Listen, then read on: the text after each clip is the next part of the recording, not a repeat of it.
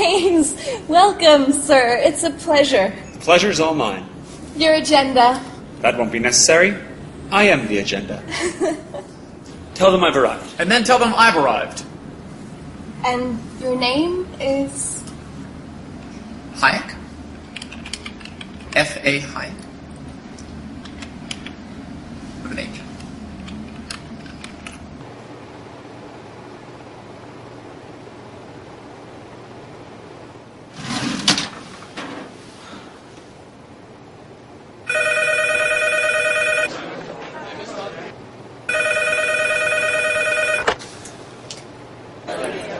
Freddie. Yep. Keynes, Hey, listen, party at the Fed. Already? 20 minutes. Lobby. John Maynard Keynes. F.A. Hayek. Yeah, we're opposed.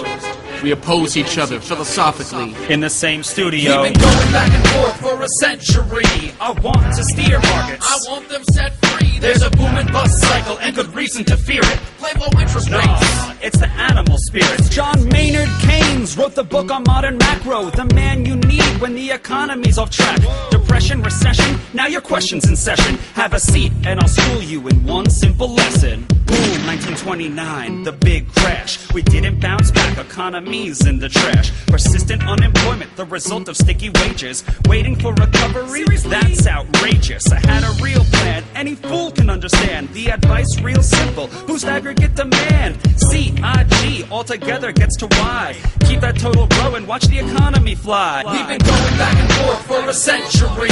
I want to steer markets. I want them set free. There's a boom and bust cycle and good reason to fear it. Play low interest rates. It's the animal spirit. You see, it's all about spending. Hear the register cha-ching. Circular flow, the dough is everything. So if that flow is getting low, doesn't matter the reason. We need more government spending. Now it's stimulus season, so forget about saving. Get it straight out of your head. Like I said, in the long run, we're all dead. Savings is destruction, that's the paradox of thrift. Don't keep money in your pocket or that growth will never lift. Because business is driven by the animal spirits, the bull and the bear. And there's reasons to fear its effects on capital investment, income, and growth. That's why the state should fill the gap with stimulus, both the monetary and the fiscal. They're equally correct. Public works, digging ditches, war has the same effect. Even a broken window helps the glass man have some wealth. The multiplier driving higher the economy's health. And if the central bank's interest rate policy tanks, a liquidity trap, that new money stuck in the banks. Deficits could be the cure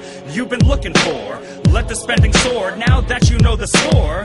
My general theory's made quite an impression. Revolution. I transformed the econ profession. You know me, modesty, still I'm taking a bow. So say it loud and say it proud, we're all Keynesians now. We've been going back and forth for a century. I want to steer markets. I want them set free. There's a boom and bust cycle and good reason to fear it. I made my case, Freddie H. Listen up, can you hear it? I'll begin in broad strokes, just like my friend Keynes. His theory conceals the mechanics to change. That simple equation, too much aggregation, ignores human action and motivation. Yet it continues as a justification for bailouts, payoffs by polls with machinations. You provide them with cover to sell us a free lunch. Then all that we're left with is debt and a bunch. If you're living high on that cheap credit hog, don't look for a cure from the hair of the dog. Real savings come first if you want to invest. The market coordinates time with interest. Your focus on spending is pushing on thread. In the long run, my friend, it's your theory that's dead.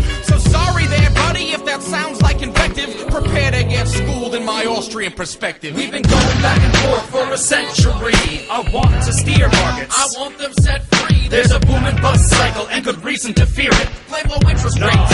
It's the animal spirit.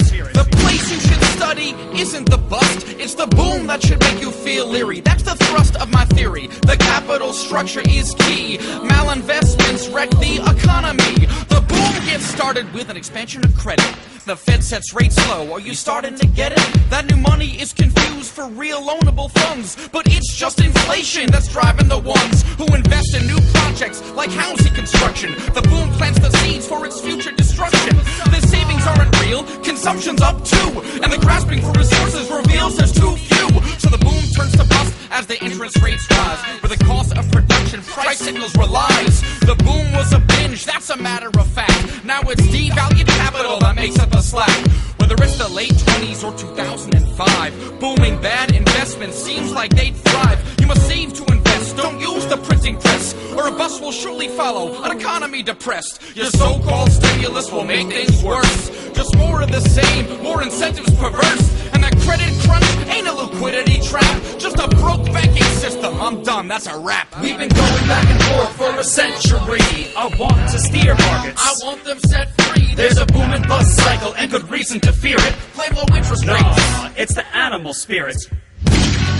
The ideas of economists and political philosophers, both when they are right and when they are wrong, are more powerful than is commonly understood. Indeed, the world is ruled by little else. Practical men who believe themselves to be quite exempt from any intellectual influence are usually the slaves of some defunct economist. The curious task of economics is to demonstrate to men how little they really know about what they imagine they can design. They've been going back and forth for a century.